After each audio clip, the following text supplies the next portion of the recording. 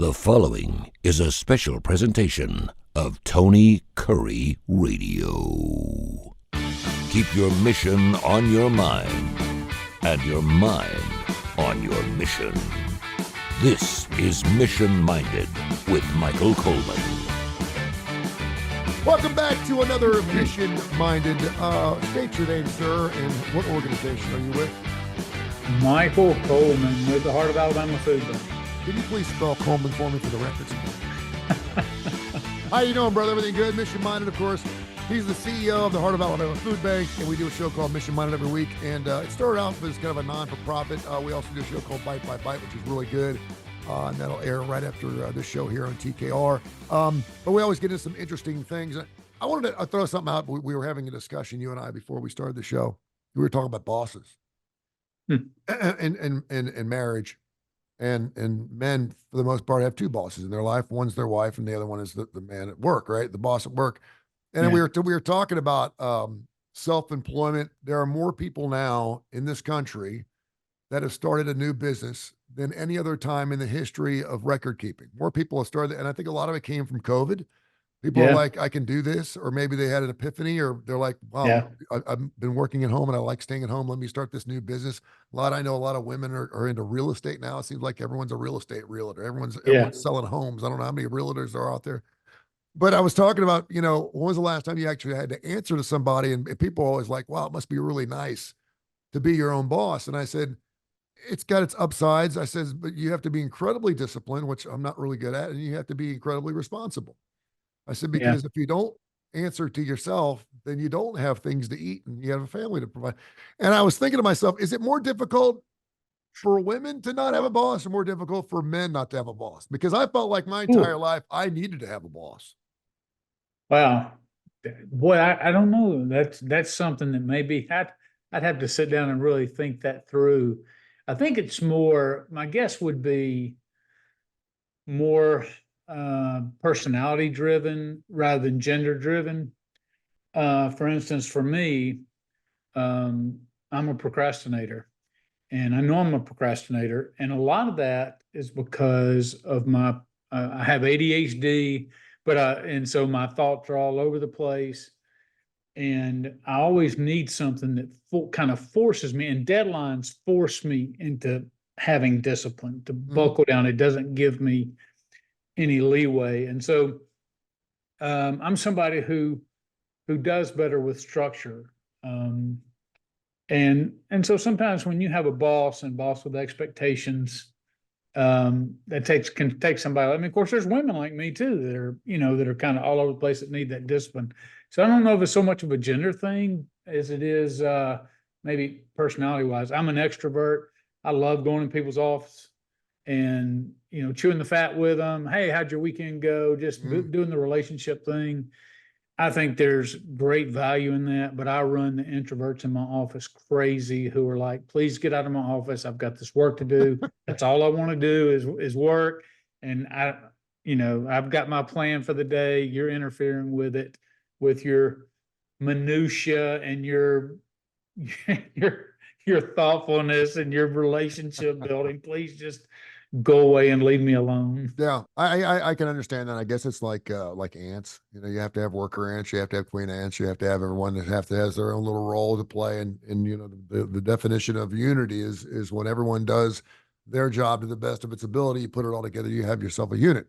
And I learned that in psychology. And well, this is kind of a side thing, but I had not thought about it till you mentioned that. But one of the reasons people do have so many jobs, I'm not surprised by that, is because you have things like Uber, where, you can go out and make a living and you just use technology and it connects you to your customers.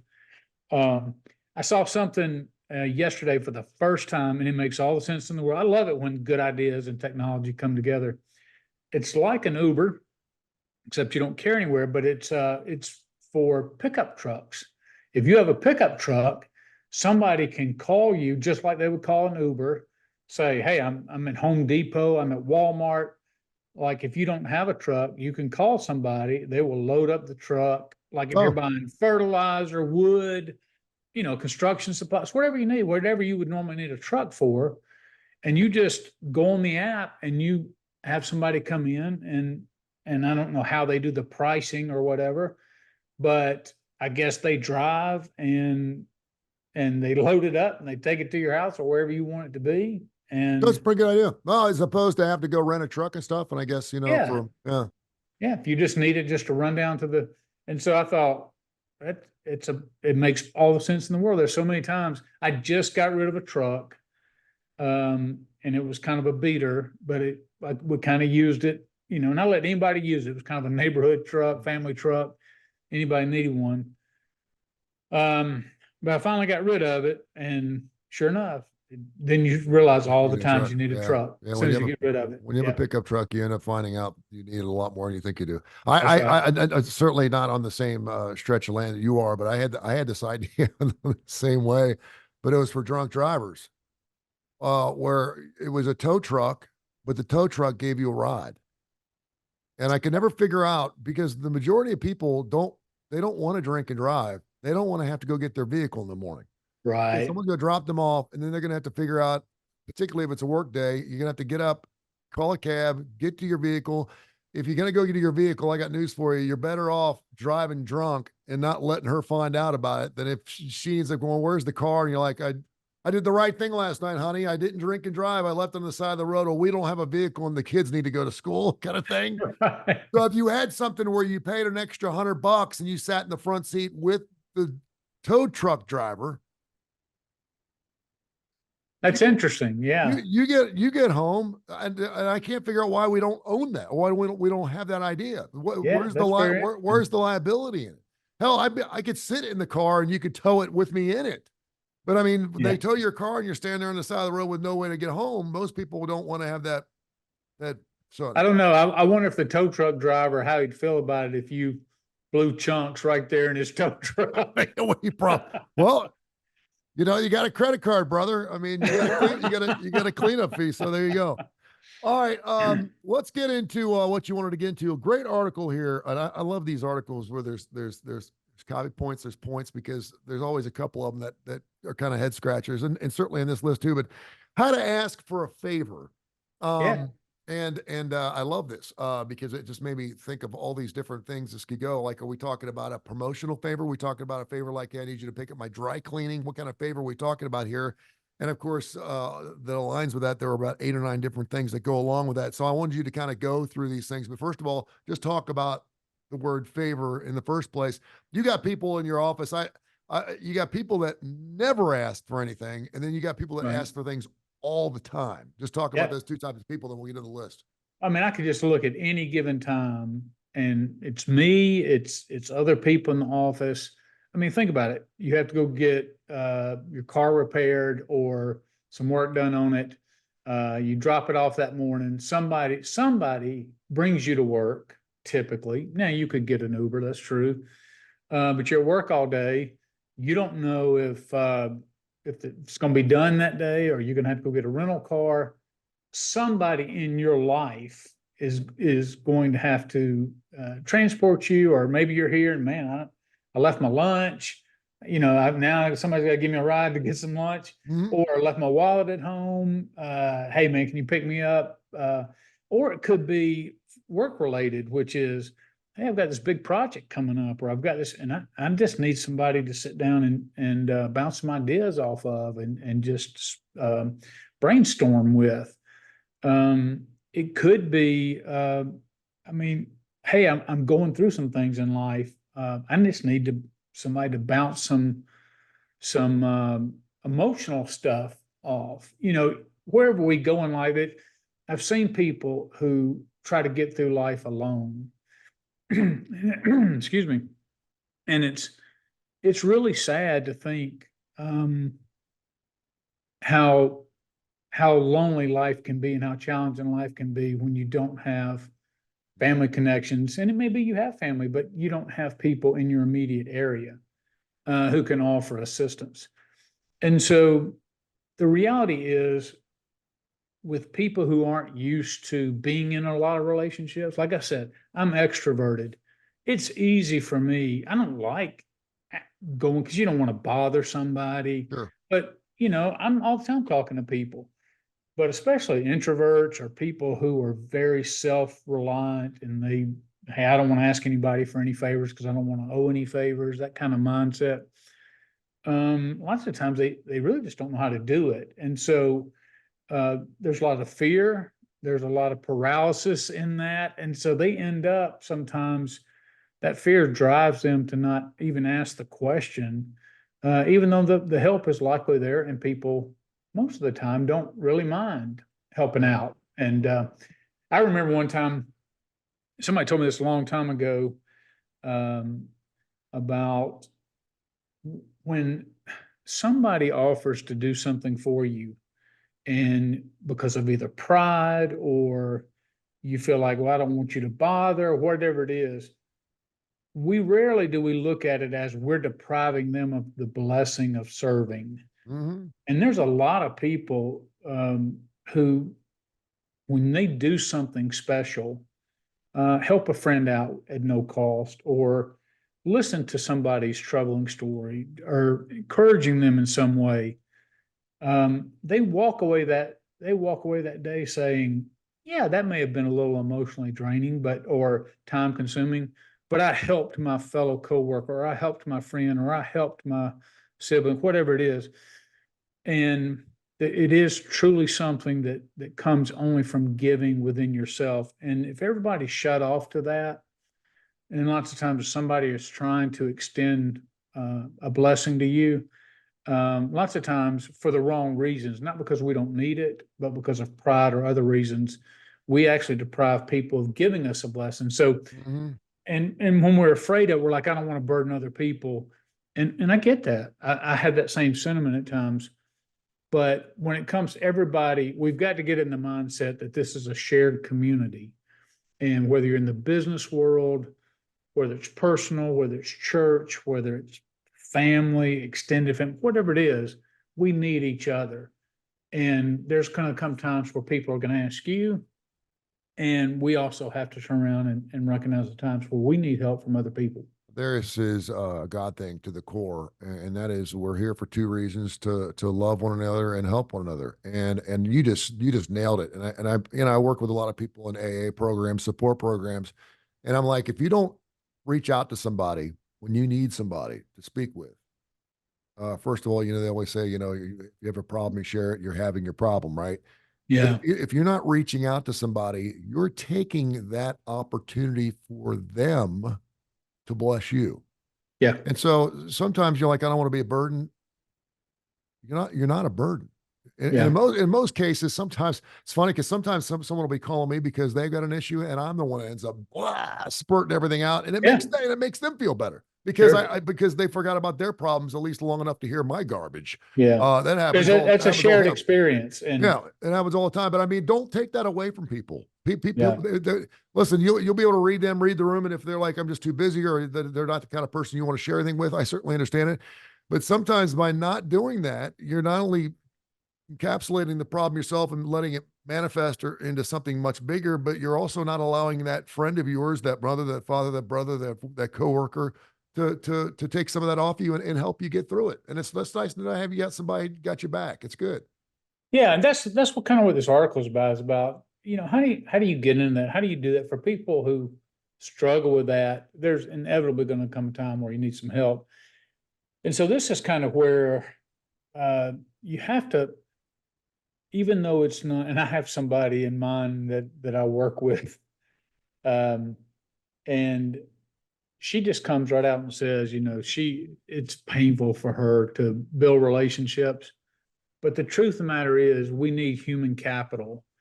And just like we save money, everyone take a little bit of our paycheck and we put it in the bank, and it's an investment because we're going to need it for later.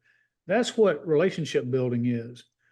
And so it may not be natural to you, or it may be a little awkward, but just stopping and taking a few minutes and investing your interest in somebody else and saying, how was your weekend? Like, not just in passing, like, oh, it was good. How about yours? Oh, it was good. I get that. But I'm talking about just genuinely asking a couple of questions. Did you do anything special? Did you, hey, is it, if you're a spiritual person, hey, I'm spending some extra time in prayer today. Just want to know, is there anything in particular, I could pray for you about. Oh, yeah. You're just showing interest. And when you project that you care about people, then what you will find is the openness, it's opening up doors to where you will feel their warmth, you will feel the relationship.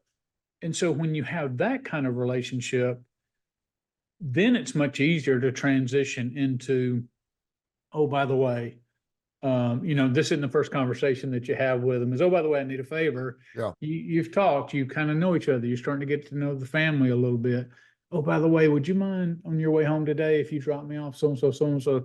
It makes it much easier when you've already invested in the relationship. Well, let's get some of these favors knocked out. He's Michael Coleman, CEO of the Heart of Alabama Food Bank. I'm Tony Curry, mission minded. Keep your mind, your mission, your mind. Bite by bite right after this show. First one is build a relationship. You've just kind of spoken about that. Yeah, that's what I was talking about is, the foundation is you got to be able to be willing to invest in others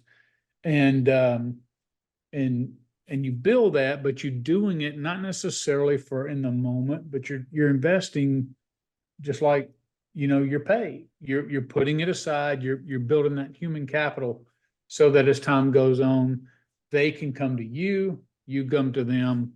But it all starts with the relationship. Be prepared to hear no. It's something it's interesting because you hear this a lot. If you young whippersnappers out there right now, you're going to hear this a lot as you get older. It's okay to say no. It's okay to say no. It's okay to say no. So be prepared to hear the word no. What does it mean? Yeah. And just understand that you're asking them to do something outside of their norm. And it's not necessarily a rejection of you or rejection of the friendship, how they feel about you. Sometimes it's just not possible. Nobody ever enjoys being told no. I mean, salespeople, I do it with fundraising, you send out these fundraising requests, people just go, hey, I don't have to give no. The answer is no.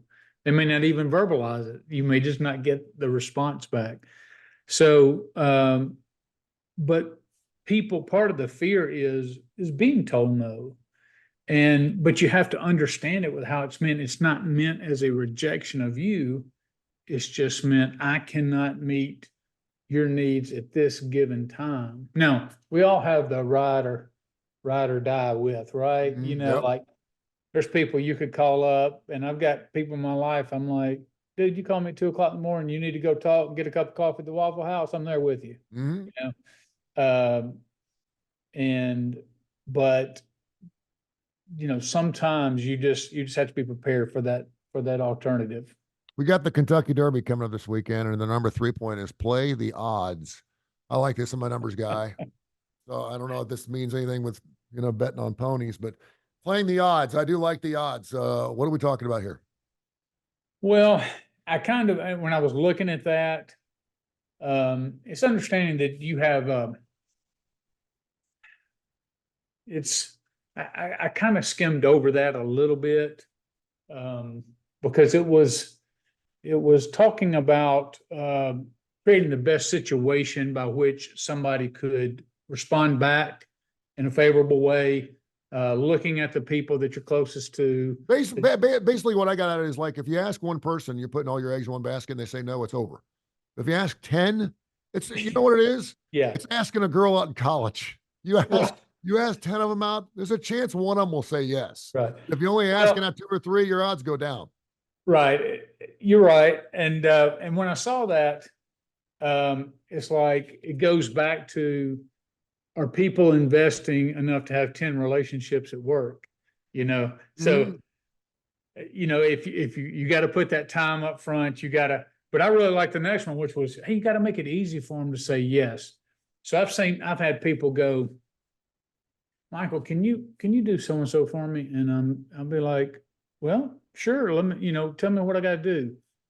Well, I need you to take me to this, and then I'm going to go in the store and I'm going to come back out. And then I need you to bring me back here. I got to do this, and just get so complex. I'm like, dude, I don't have that kind of time. I don't have that kind of bandwidth. Yeah. So make sure that when I think about this, is making it easy for them. And so you got a pool of people. You're exactly right. Make, the odds, spread it out be ready to ask a bunch of people, but make it as easy as possible. Anything that you can do for yourself, that you could do in advance to smooth that transition, to make the favor easy.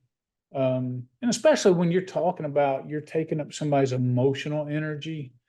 Because sometimes when I can sit there sometimes if I'm in a bad spot and just, I could end up talking for an hour.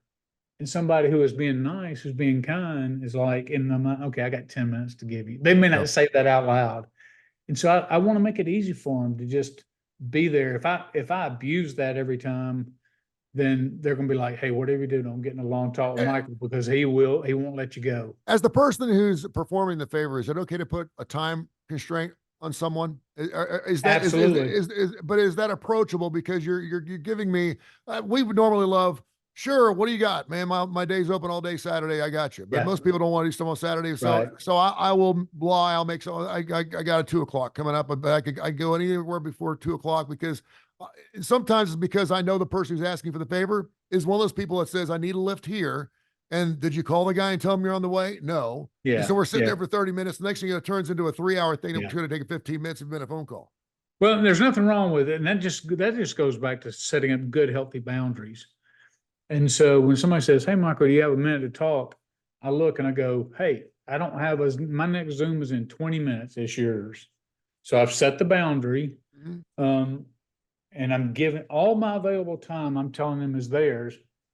If I determine in the conversation that that's not enough time, I can still cut it off and say, hey, let's follow up with a phone call this afternoon or here tomorrow, whatever it is. So no, having boundaries is really healthy. Yep. And some people will need it because they will pull you into their world and then they just start vomiting out their life. And you're not even prepared to handle that. Keep it dead simple. I'm assuming that's kind of what we just did here. When you're asking, again, you're asking someone for a favor and you want them to ask, you're planning on asking them multiple times for favors because a lot of people are like that. Don't screw them over the first time. I've done Right. that a million times. Because my time is the most important thing that I own. And it's my Yeah. time, and I'm more than happy to share it. But just tell me what the deal is. Keep it simple. That's right. And then when you look at when they mention it's a win-win. Yeah. One of the things I really love in fundraising and fundraising is tough because you're asking people to give their hard-earned money to support something that you're passionate about. So you're trying to bring them and connect with them and help them become emotional about the cause and enough that they're gonna give of their means. And I'm trying to be very respectful of that and to bring them in.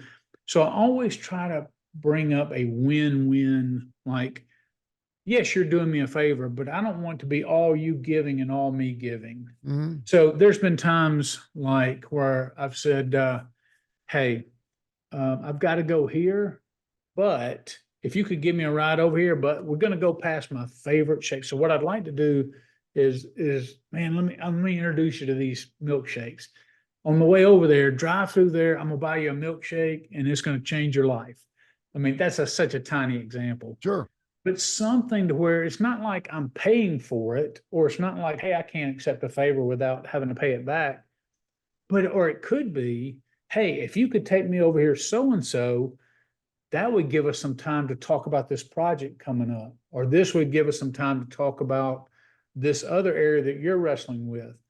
Anything, and that's in a relationship, you'll know some things. Yeah. It could be something as, hey, we just want to spend some quality time together. And there's a new song I want you to listen to. And hey, when we go over there, I want to introduce this new song to you. Just anything like that is more than just them giving and you receiving. It's an opportunity in some way to reconnect by giving back. Find a common connection. What does that mean? Yeah. Lots of times when you're looking for building that relationship and you're needing a favor, I try to find, common interests, especially in the area I might need favors. So let's say I'm taking on building, which I did, and of course ended up having to call somebody in to finish the job of renovating my bathroom. But then I started asking around, man, I just need somebody to bounce some thoughts against. And so I'd go around and say, hey, has anybody here ever done any renovation, any carpentry, any tile laying in their bathroom, anything like that? Yeah. And so you find people who have a common interest, and they may say, oh yeah, I've done that before. And I'm like, do you mind if I ask you a couple of questions? So I'm seeking out a favor, but I'm finding somebody who genuinely is interested in it. And you can do that with all sorts of things in your office. And then the last thing is that pay it forward. Boy, I tell you. Preach it, brother. Yeah. Go, baby. I'm telling you. I remember, I'm not necessarily a huge fan of Hillary Clinton, but I do remember she took a beating from my conservative brethren when she wrote a book called It Takes a Village. And back then there was a lot of criticism, like, well, that's the problem. Parents aren't taking care of their own kids. They're but when I grew up, if you think about it, if you just take the emotion of, maybe I don't like the person who wrote it or whatever, but it was true when I grew up, which was you looked after each other. I knew my father, if my father's friends saw me doing something, they would feel just as free to snatch me up and tear my tail up as my father would. It wasn't that super uber helicopter parent sensitivity BS that we have today. It is, hey, your kid's doing something. Anybody they get angry with you if you didn't snatch their kid up. That's right. That's right. Because you're gonna get it more. You wasn't gonna be like you get home and your dad calls him up fussing at him. You're gonna get another one when you get home. So the idea though is it truly does sometimes take. So if you are somebody who's been blessed by somebody, the idea is, look, I may not have a lot of money. I may not have a lot of time. I may not have a lot of knowledge, but whatever I have, I want to make the world better. I want to make my business. I want to make my office. I want to make my home. I want to make my neighborhood. I want to make my church. I just want to make my community. So whatever I have, I've been blessed by others. So I want to then pay that forward in a way. When I first started hearing about pay it forward, you'd see it like at a Starbucks. You would say, hey, I want to pay for the order for the people that's behind me. And the idea was you kind of get that train going and everybody would just kind of follow suit. Yeah.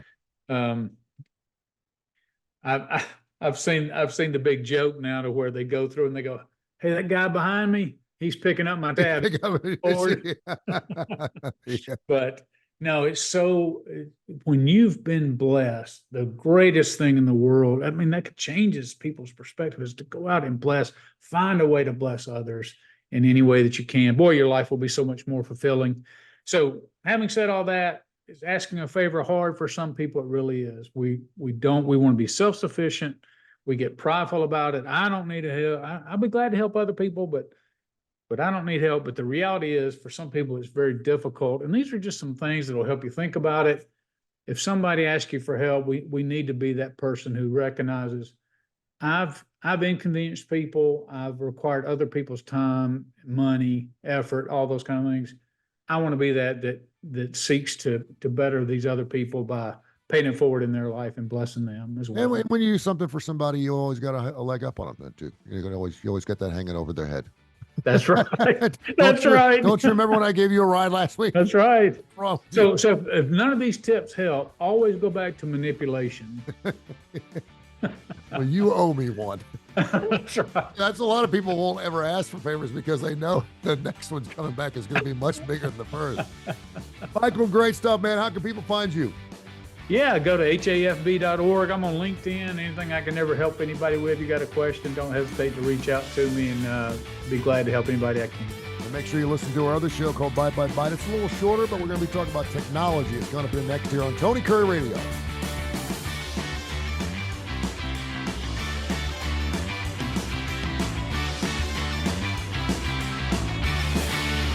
This has been a special presentation of Tony Curry Radio.